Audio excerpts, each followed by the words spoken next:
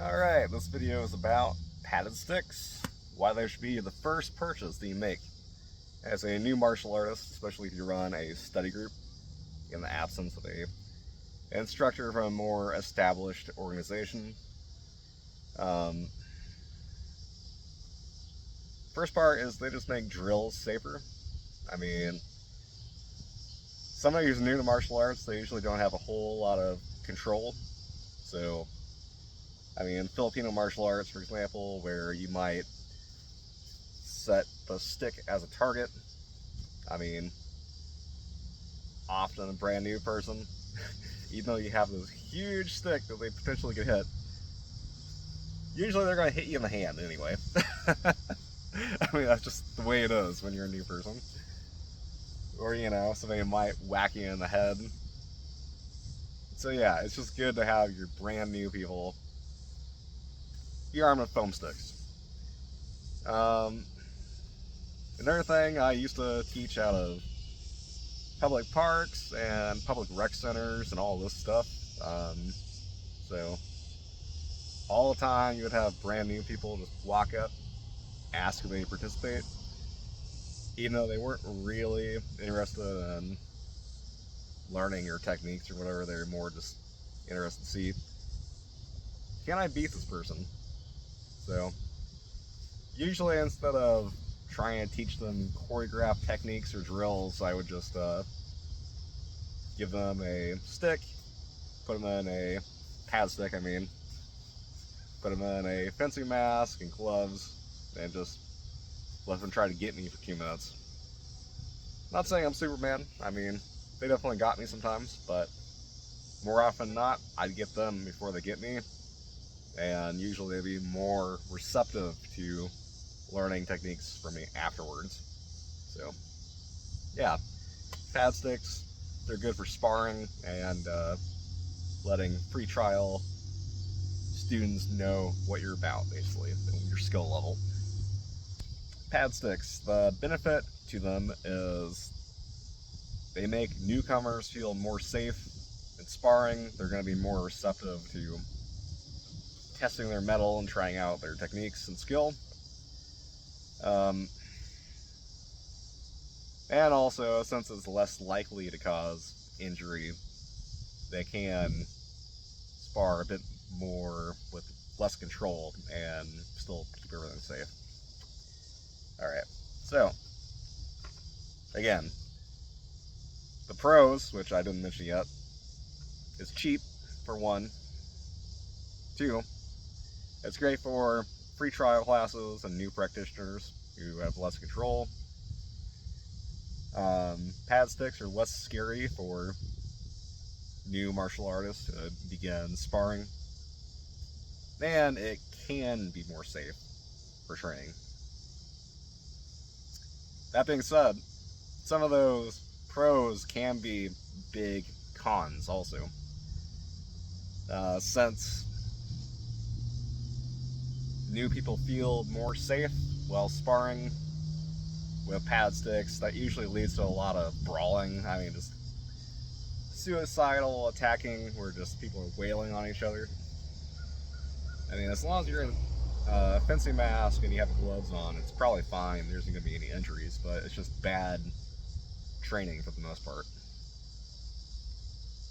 So that's one con. Another con is pad sticks. They usually have a degree of flexibility. I mean, it depends on the individual stick. They're all a bit different. This one I just got off of Amazon, it does have a solid rattan in the middle that's very thin. So it does have some flex to it. Not a much, but there is some flexibility to it. Yeah. So that flexibility is a con because there is a small degree chance that when a really hard hit happens to your stick, it'll flex and you still get hit. In general, when that happens, it's just because somebody did a line closure instead of a true beat parry. So a line closure is just when I place my stick in the line that you're going to move your own stick.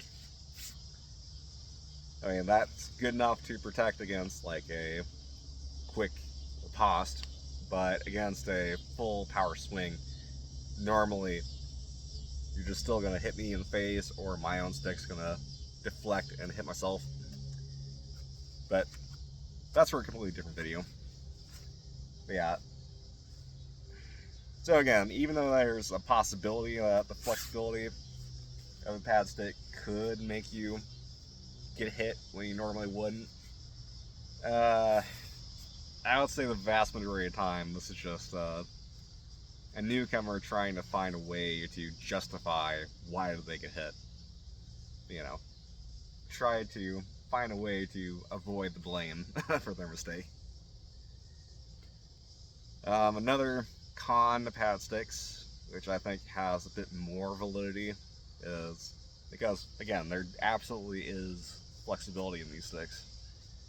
It's going to make disarms very difficult during training, because disarms, they're all about trapping the wrist and also applying leverage to the stick. And the more flexibility there is, there's just going to be less leverage for you to use. In summary, the 4 pros to pad sticks is they're cheap, which is a huge pro, especially if you're running a study group in the absence of an established organization. They're great for free trial classes and having new people who have less control begin sparring, possibly day 1 even, if you're willing to do that.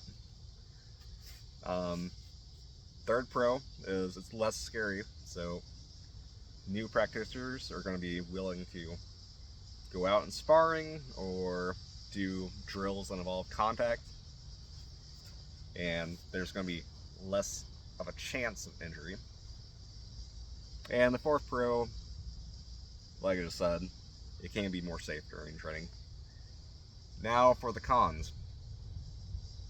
First con is the added flexibility makes disarms less effective, so disarm training's really not an option unless you're using a more solid rattan.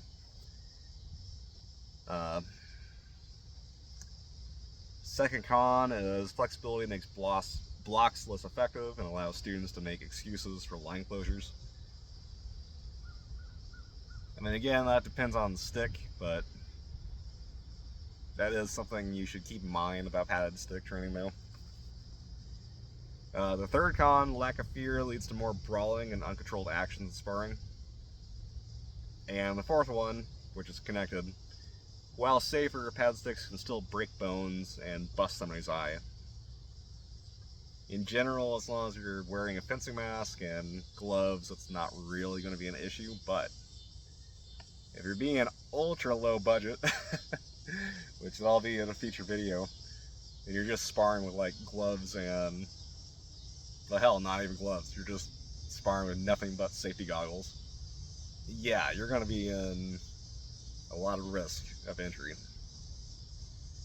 Alright, that's my first video on padded stick training. Have a good one.